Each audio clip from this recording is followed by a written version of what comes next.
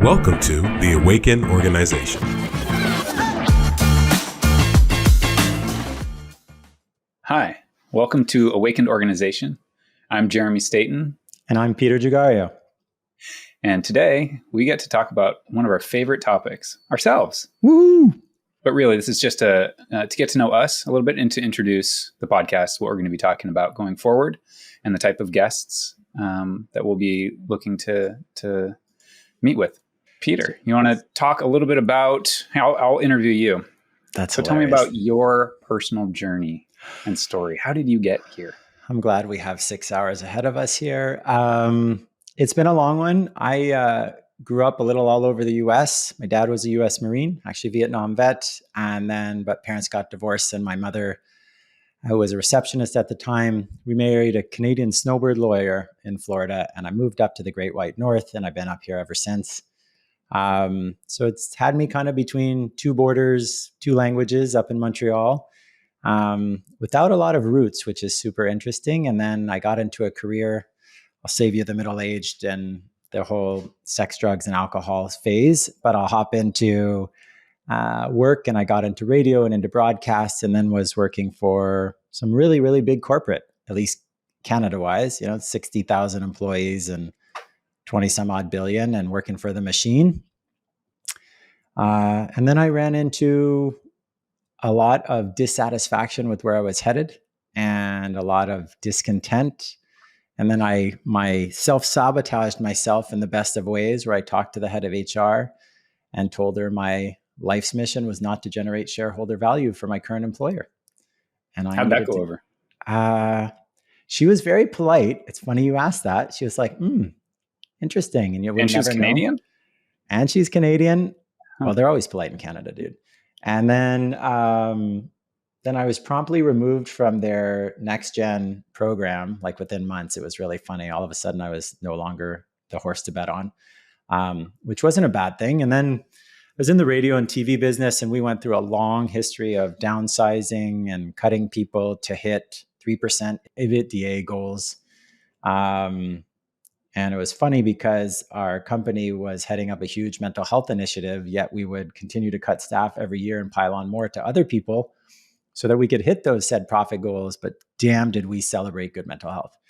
And then it was my turn to get cut, and they handed me some money. And so I got the hell out of Dodge. And that same day, my wife was sending me over some job interviews and potential places. And I was like, wait a minute, if I don't go out on my own and give this a shot and see if I can test my own vision against the world, rub it up against reality, I will forever resent myself and resent you. And so I started up Karma Dharma.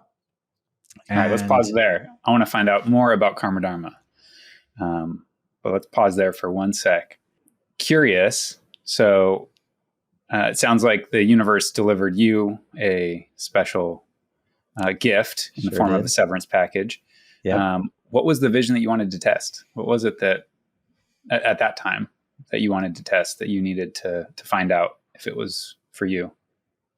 I was watching my light go out at Bell, dude. I was watching just like a slow dimming, and I was getting into having 2 kids and the golden handcuffs and running after a future that I wasn't passionate about. And I really wanted to see, I worked with entrepreneurs, right? Our clients as a radio station or a TV station, we helped other businesses market. And I was looking at all these men and women, and I'm like, they're not that much smarter than I am, dude. They're like, I'm watching them, I'm like, holy crap, what's missing between the difference between me and them? And some of it's circumstance. But my big takeaway was just a lack of courage of my own to like venture out and bet on myself. I grew up with a bunch of doubters and people who helped me deconstruct any sense of self-confidence. So getting out on my own was a necessary place to do that. And so to answer your question, it was really to see can I do it? First of all, like first iteration is, am I smart enough to run my own biz? Do I have what it takes and the resilience and the work ethic and these things? And then, the first few years you have the fear of God. Am I going to be able to support my family? My number one thing is still, do I have what it takes to provide long time for Jody and the girls? And then once you start to stabilize a little bit and you're like, okay, well, wait a minute, I don't want to sell any more cars, and I don't want to work on selling businesses or working with a-holes that don't share my values or just stress me out every time I go to a meeting. And then the pandemic hit, like for my 5 years of business, there was 2 of stress. Year 3, I got cancer and overcame that. And years 4 and 5, there was the pandemic. So it's been like my 5 years of being in business. And we're still around. And when the pandemic hit, we fired our biggest client by a mile, like 20%, 30% of our business, because he was toxic. And then we just started running after business that we cared about. And I hate to use the word pivot, but we did switch lenses on both the types of people, the type of business, the impact we wanted to make, people who valued what we did and gave a crap about what we had to say. So yeah, that was my big thing. So A, testing, do I have what it takes? And then now B, we're having this conversation on April 12th, 2022 is, can I make a living helping other people change the world and fulfill their personal missions and help them have the courage to be themselves in this lifetime? Nice. How about you? How about I throw that interview back? What brought you to April 12th, 2022? I'm not going to unpack all of it here because then this would be a therapy session and probably not as interesting. I think more. Or maybe interesting, but for all the wrong reasons. So moved a ton as a child, long story short. And we're quite poor. We're part of what we called a spiritual community, which was actually a cult. And that really, a few things. So one, I had a great childhood and didn't do any weird stuff that I regret in that sense. But it definitely taught me about self-reliance, moving all the time, being poor, value of economic prosperity. So from a young age, I wanted to start a business. I was the kid with the lemonade stand. I was the kid with the whatever it is to sell or figuring out how to run a business at 3rd grade or whatever. You had the hustle going on. I did. And one of the byproducts, which now is probably cool, but then was super weird, and I had to keep it a secret, was I had to meditate before Saturday morning cartoons. That was like one of the things. And it was like a secret because nobody knew what that word didn't even mean anything, 35 years ago. So, but it gave me some measure of self-awareness and also just the power of stillness and thought. So I was appreciative of that as a tool growing up. I also grew up helping my mom, who worked and ran nonprofits. She would also do a bunch of volunteer work, like feeding homeless people in San Francisco, soup kitchens, handing out sandwiches, whatever the case was. Many, many causes over many, many years. She recently retired, but her whole life dedicated to service. And she really, really resonated with Mother Teresa. And that was like kind of her personal patron saint, was just this life of service. And so that really instilled in me this service, this selflessness, this maybe responsibility towards a greater good. And then combine that with that being poor and not wanting to be poor and be in a life of service, and enter a Green MBA program that I went through in 2008, right at kind of during the econopocalypse in the US. And that helped me to kind of bring a bunch of different desires and wants and needs together. And at the time, like you, I was in a corporate gig valuing stability, and tried to be an intrapreneur, which is changing the organization from within. And 2 years with some very expensive consultants that the executive team had brought on to determine what needed to be done to fix this organization. And I was part of this leadership candidate program and this cross section of the multinational that we were a part of that met. We all flew out together and met. And for 2 years, we're interviewing and coming up with the thematic synthesis of what it is. And basically what it came down to is that the values were not being modeled from the executive team. and that the problem was at the top. There was backstabbing and mistrust up there, and so that was everywhere else in the org. And so, I'm sure they were happy to hear that as you reported back. Yeah, they actually took that report, they shelved it, and they said, we need new consultants. I bet they did. And we need a new head of HR to oversee this. So that's what happened. And it was terrible and tragic. So I quit and joined up with a friend from grade school who is still currently my business partner. And, what year are we talking now? 2012. Okay.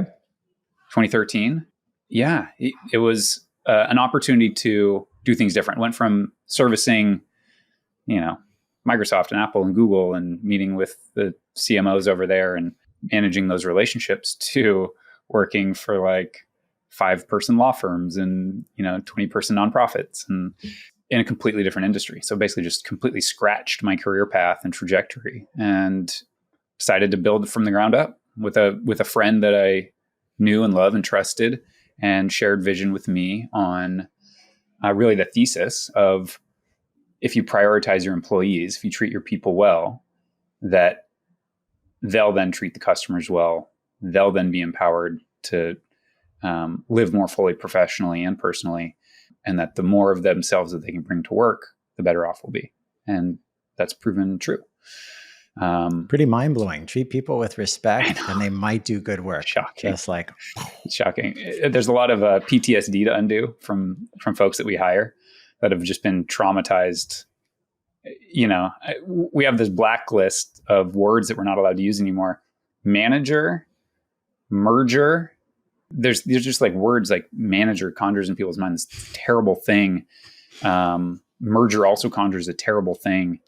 So there's all these just words that have been co-opted and they don't have to be bad. So anyway, it inspired me to a bunch of awesome organizations that I will likely tell the stories of many times over throughout this. Yeah. And it's funny you say that because coming from big corporate, even some of what we put into place when we started Karma Dharma was leftover stuff from what we knew from massive organizations whose HR departments didn't share our values, yet we were going through these same weird, rigid performance reviews or fixed pay raises on these percentages because you have this bucket, like there's the mental PSD of being in a place that feels slightly out of focus. Like I was in there long enough and my wife said to me, she's like, now we look back on it now. And she's like, you were really unhappy. I said, yeah, I was, I was a good soldier putting on a good face. And then I'm here not making as much money, but my happiness quotient is pretty through the friggin' roof, along with my fulfillment quotient. But there's a lot of unraveling of that. It's really a slow burn of just burning off all of that excess crap to get to that core essence of who we want to be and what we want to do and give back. It takes time. Yeah, I think we can thank this next generation entering the workforce and the internet and the acceptance culture. It's the whole tide change, and I think the legacy dinosaur way of doing things, they have to shift. There's really no other way. And this is pretty perilous times, I think, overall, and people feel it. And I'm excited because I feel like for the first time ever, we have a critical mass of organizations and businesses, in particular, for-profit, purpose-driven organizations that kind of have filled every business need. So you can kind of only do business. We're really close to being able to only do business with other businesses that are each dollar you spend with them goes to have a positive impact in the world. It's awesome. That's cool. It's awesome. Tell everybody what started your B Corp journey as you guys went into what prompted, hey, let's get certified, and tell us a bit about the journey. Yeah, so I actually got familiar with B Lab in 2008 in my Green MBA program. And this is before they were even really a thing. It was this more of a concept. They were around, but it was still like, can you modify your articles of incorporation and your bylaws or your operating agreement? And will that work? Will that uphold in a court So the whole idea, maybe just a little framing for folks maybe that aren't already B Corps, all traditional corporations, C Corps otherwise, it's maximize profit to shareholders. That's in the corporate charter. That's what they have to do. There's some infamous examples. Ben and Jerry's was subject to a hostile takeover because they decided to prioritize people. Shocking. And they actually had a shareholder resolution and they kicked out the existing board and because they weren't maximizing profit to shareholders and went a different route. And that was a hostile takeover for the worse, right?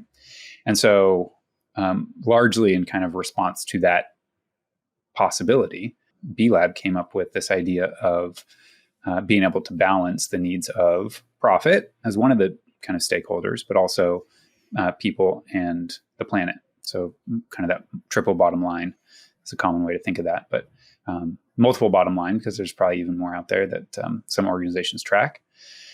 And so that's what ultimately inspired me early on around kind of B Lab and B Corp. I even applied for a job there actually in the early days. I never thought, because we're an IT company, a tech company, I never thought that we could have much of a positive environmental or social impact. And so I actually delayed the decision to become a B Corp for a long time. It was always on my radar, but it was kind of like, we don't really have a supply chain. We already went 100%, remote virtual. So we don't have, an office footprint, can't institute the composting program and whatever else we want. And it turned out that, no, that's actually, the B Lab the B Corp assessment is quite robust and it measures across a bunch of different categories, 6 different categories.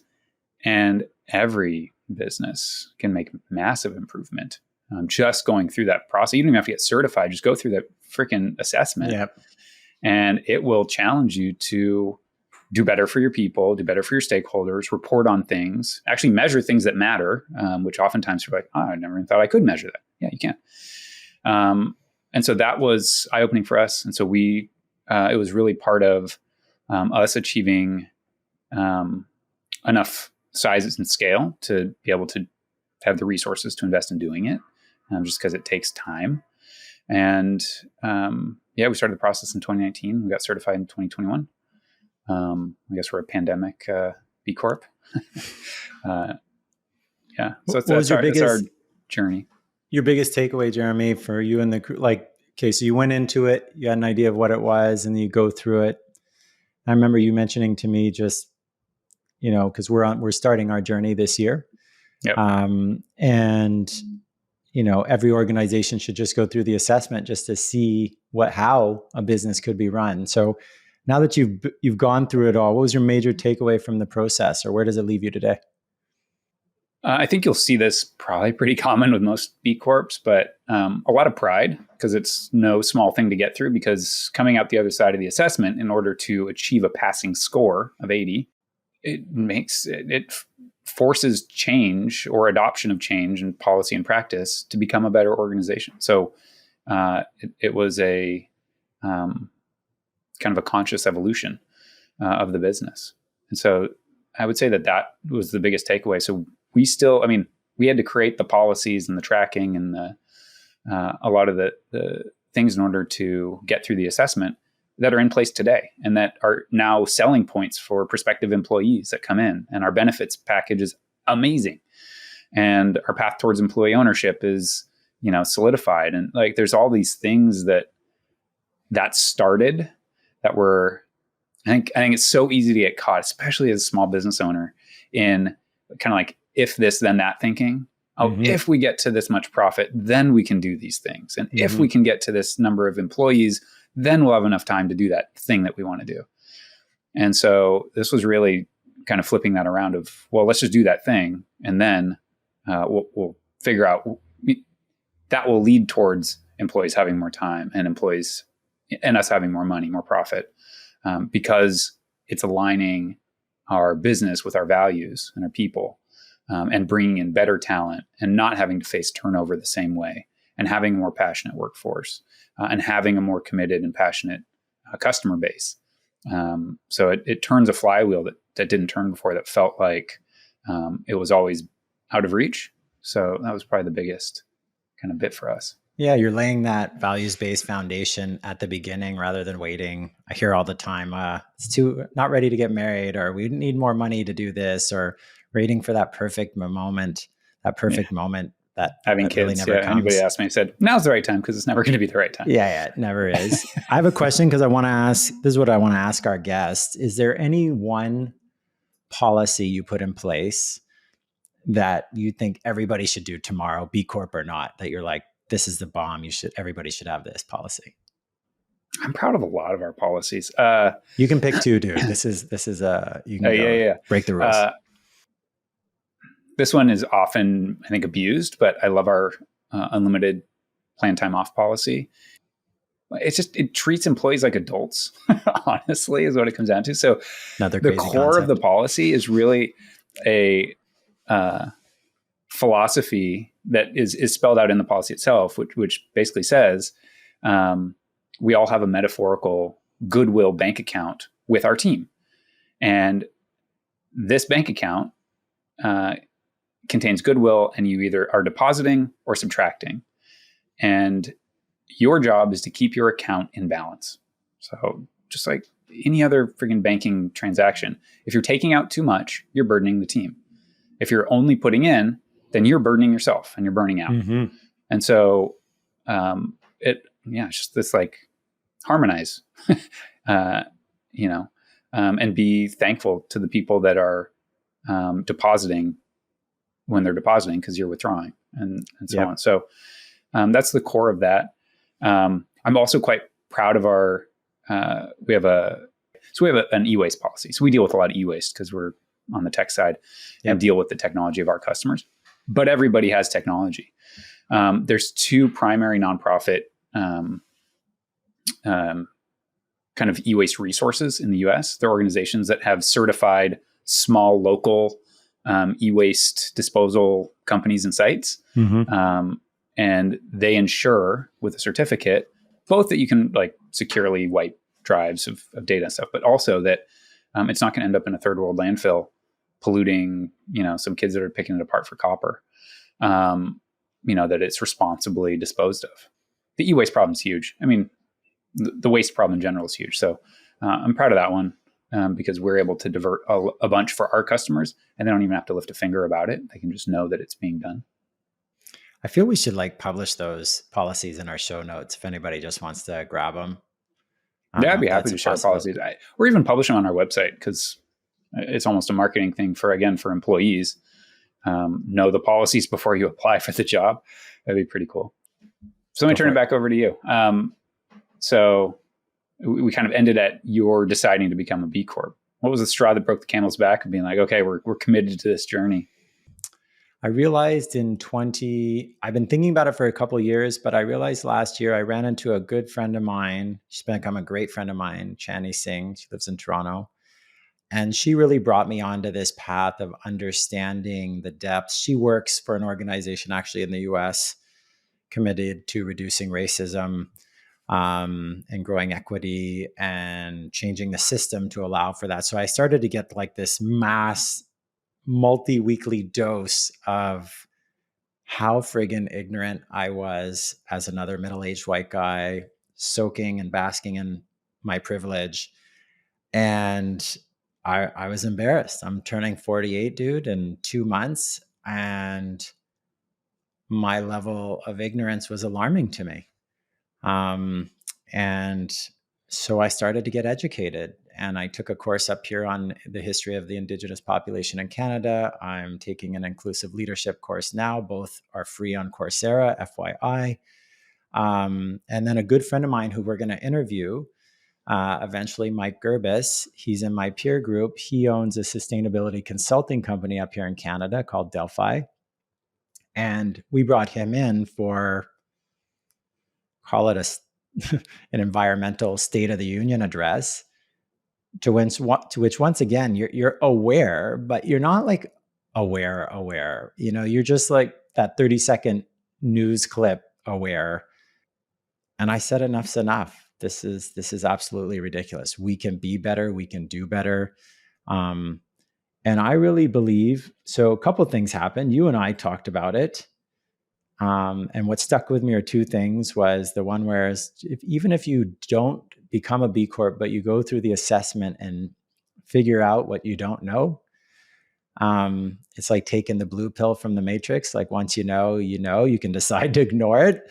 Can't remember if it's the blue or the red pill, but you get my drift. You can't shut your eyes anymore. And so I just realized that let's paper this. Let's make this real. And hey, I've been married, be 20 years this fall. Yeah, 20 years. And for me, that's important. There's something about, not true for everybody, I get it and respect everybody's choices, but the paper and the commitment, it's just that, it's that extra level of not justification, but it's that extra level of something to live up to and accountability. And so if I have it documented and our staff can see that we have it documented and we're committed to this, and FYI, we just got our HR policies finished. I was reviewing them before this podcast, which includes our unlimited personal time off clause that hasn't been announced to the team just yet, but is coming out. We've been talking about it. So A, I wanted to go through the process. B, I was tired of being ignorant. C, I want to document it. And it really pushed me. So my stepfather's brother was a Jesuit priest, like brilliant. He ran a university. He had 2 PhDs and a master's. He was like ridiculously smart. And at one point he told me way back in the day, he's like, Peter, you don't have to go to church to be a good Christian. And secondly, he said, it's not actually what you're going to do in this lifetime. It's how you're going to show up and how you're going to do it.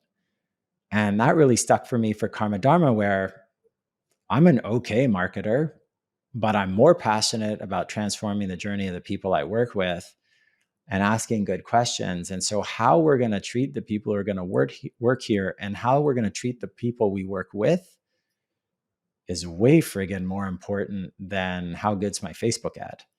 And so I really anchored into how I wanted to be showing up, and the B Corp just was like, not that it was going to give me this legitimacy, but I just felt it was a commitment and it was going to hold me accountable to that next level that I want to be living. I think it's actually the red pill for reference. Okay, fine.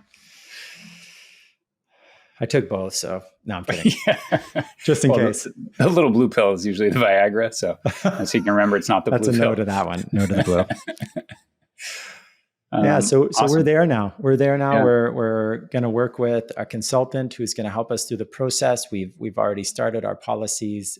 The team is on board. What's interesting in talking to the team is they're all down when you talk to them about it. But I realize, B Corps don't have a huge brand awareness yet in the market. For the Keeners who know it, they know it. We're seeing it. Keener for non-Canadians is, could you explain that one? Keener, for real. Okay, hold on. Keen is someone who's an eager beaver. Is that American enough? Yeah. So for the people who aren't up on it, not everybody knows about it. People are hearing it now. You're seeing it in corporate America through ESG, environmental, social, and governance policies, or corporate social responsibilities. And some are doing it for all the right reasons, and some are not. But I feel the team, just getting them educated on, hey, this is what we're going to stand for, and we're going to put it on paper, and we're going to live it to it, and we're going to abide by these rules. They were all on board. It was crazy, dude. I started going through the B Corp. We showed them the assessment, and as we're going through all that, and their face kind of like mine, I'm like, I didn't know that existed. I said, well, hey, funny enough, neither did I. Yeah. Not too long ago. I'm only a few months ahead of you here. It's been really a rallying for all of the troops. And now we're hiring 2 extra people. We just confirmed one yesterday, and we're probably going to confirm a second tomorrow. But our policies and the way we treat our people, I said it, people are interviewing us as much as we're interviewing them. And so half of all my interviews are questions about why we believe what we believe, why we're doing what we're doing. Part of it's on the everyday, day to day, but people want to know why you're committed to doing what you're doing. And a lot of that gets entrenched in our values and our policies, right? Yeah. This whole great resignation thing and this whatever, it's not a thing for us.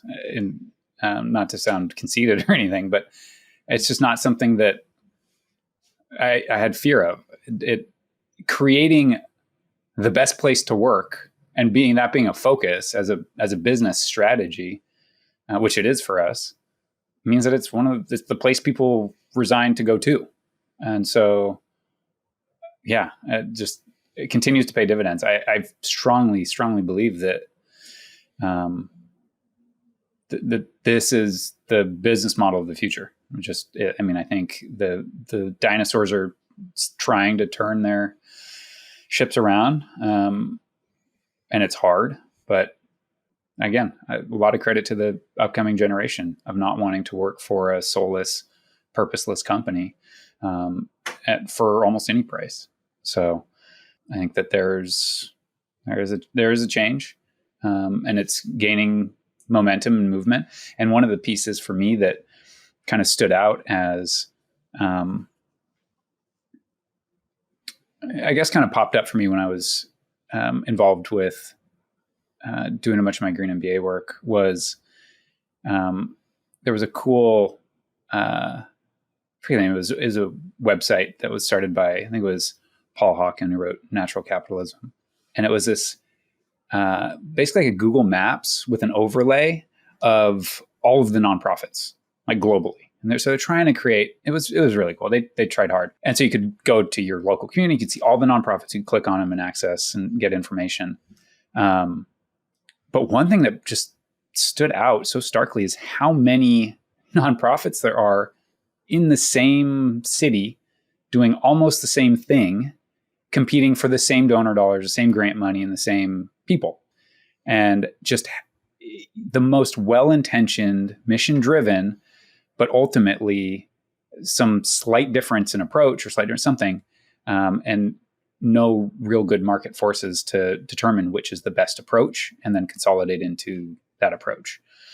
And so that was one of the things that got me inspired around kind of the for-profit, purpose-driven model, was that there's these market forces at play that are really good at forcing efficiency and value and making sure that you're current, making sure we're current with the times.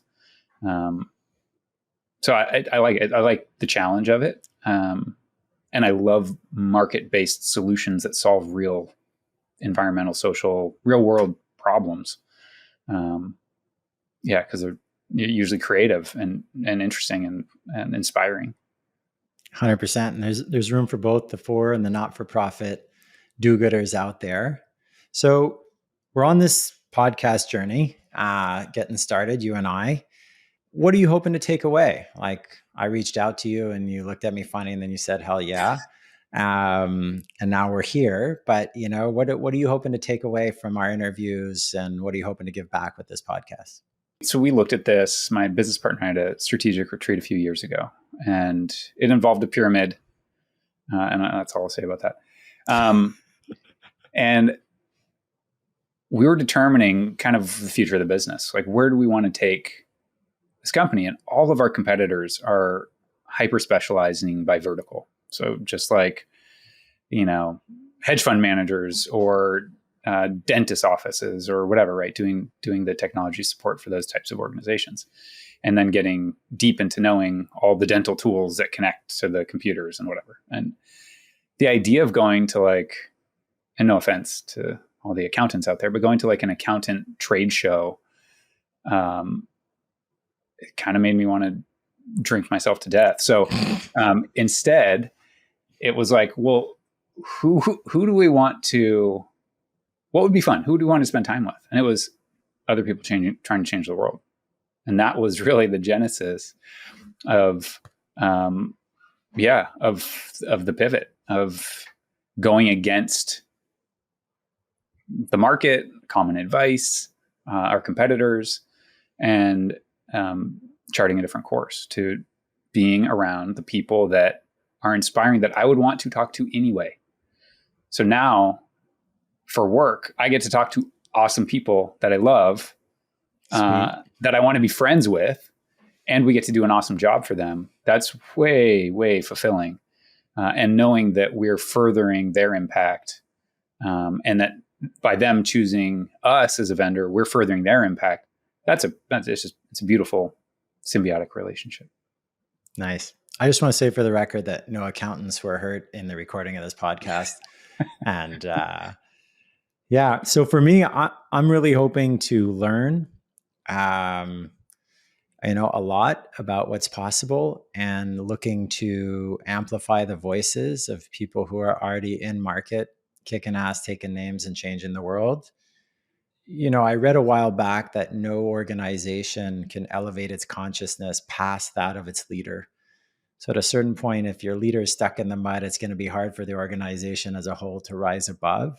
So I'm excited to tap both into the individual journeys of the people that we're talking to and how that translated to their organization and then how they took that out into the world. So I'm excited to hold space for both, right? As we learn, and hopefully the listeners will take away what they want to take away, and they can apply that in their life in real time. A little bit of inspiration will do good in this world.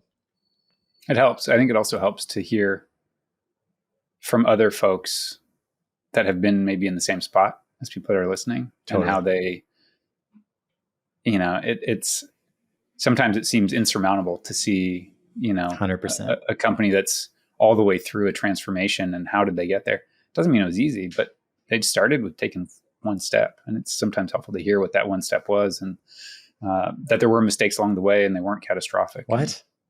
Just humanize the thing. Yeah. And some are. Yeah. Appreciative to be on this journey with you. It's fun. Yeah, me too, dude. I'm excited.